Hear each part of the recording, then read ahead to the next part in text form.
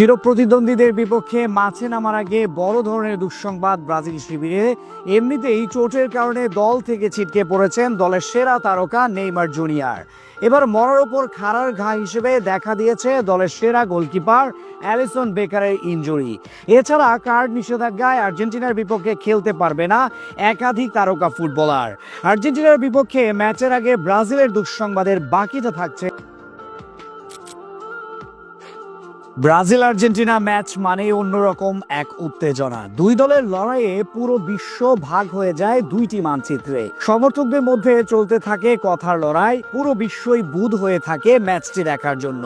পুরো বিশ্বের নজরে থাকায় ম্যাচটি জিততে মরিয়া থাকে দুই দলই। আর এমন ম্যাচের আগে ব্রাজিলের জন্য নেমে আসলো অমাবস্যার মতো অন্ধকার। কলম্বিয়ার বিপক্ষে ম্যাচের আগেই স্কোয়াড থেকে ছিটকে পড়েছিলেন ব্রাজিলের সেরা তারকা নেইমার জুনিয়র। তাকে ছাড়াই কলম্বিয়ার সাথে খেলেছিল সেলেসাওরা।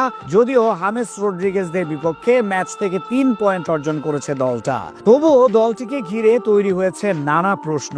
কেননা ম্যাচ জিতলেও সেই ম্যাচের পারফরমেন্সে মন ভরাতে পারেনি দলটা। তার উপর ম্যাচটি থেকে সুসংবাদের চেয়ে দুঃসংবাদের মাত্রাটাই ছিল বেশি। কলম্বিয়ার বিপক্ষে ম্যাচে মাথায় আঘাত পেয়ে মাঠ ছাড়তে হয়েছে ব্রাজিলিয়ান গোলকিপার অ্যালিসন বেকারকে। গুরুতর কিছু না হলেও আর্জেন্টিনার বিপক্ষে ম্যাচে স্কোয়াডে রাখা হয়নি তাকে।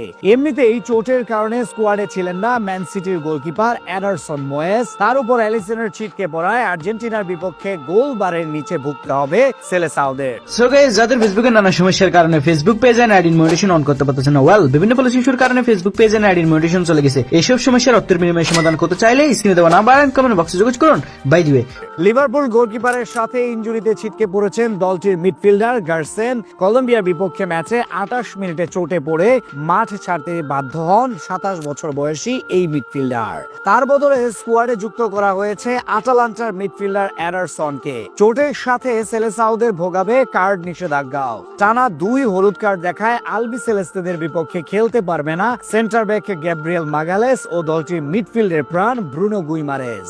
এই 4 তারকার না থাকা নিশ্চিত করেই ভোগাবে ভিনিসিয়াস রাফিনিয়াদের। যদিও তাদের জায়গায় বিকল্প প্লেয়ারও নিয়েছে সেলেসাও বস। গোলকিপার অ্যালিসন বেকারের জায়গায় ওয়েভারটন, সেন্টার ব্যাক গ্যাব্রিয়েল মাগালেসের পরিবর্তে বেরালদো, মিডফিল্ডার গার্সেন ও ব্রুনো গুইমারেসের জায়গায় স্কোয়াডে সুযোগ হয়েছে এডারসন ও জুয়ান গোমেসের।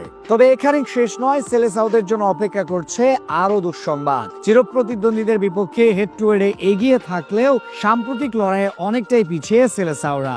শেষ 5 ম্যাচের মধ্যে কেবল একবারই আর্জেন্টিনাকে হারাতে পেরেছে রাফিনিয়া রদ্রিগোরা। 2019 সালের পর আর্জেন্টিনার বিপক্ষে জিততে পারেনি ব্রাজিল। আর্জেন্টিনার বিপক্ষে মাঠে নামার আগে তাই বেশ চাপে থাকবে নেইমারবিহীন ব্রাজিল। বিশ্বকাপ বাছাই পর্বেও কিছুটা পিছিয়ে রয়েছে ভিনিসিয়াস জুনিয়ররা। 13 ম্যাচে 21 পয়েন্ট নিয়ে পয়েন্ট টেবিলে 3 নম্বরে অবস্থান তাদের। বিপরীতে আর্জেন্টিনা রয়েছে দারুণ ছন্দে। দ্বিতীয় সারির দল নিয়ে উরুগুয়েকে ওদের মাঠে হারিয়ে এসেছে আলভারেজ আলমাদারা। বিশ্বকাপ বাছাই পর্বেও দলটি রয়েছে সবার ধরাছোঁয়ার বাইরে। 13 ম্যাচ থেকে 28 পয়েন্ট নিয়ে তালিকার শীর্ষে অবস্থান করছে আলবি সেলেস্তারা। সো গাইস, যারা ভিডিওটা লাইক কমেন্ট করেন তারা লাইক এন্ড কমেন্ট করুন, সাথে ভিডিওটি শেয়ার করে দেন যাতে অন্যরা দেখার সুযোগ পায়। আজকের ভিডিও পর্যন্ত, নেক্সট ভিডিও দেখা হবে অন্য কোনো জায়গায় অন্য কোনো সময়। আমি আপনাদের সাথে আছি, এলএস10x।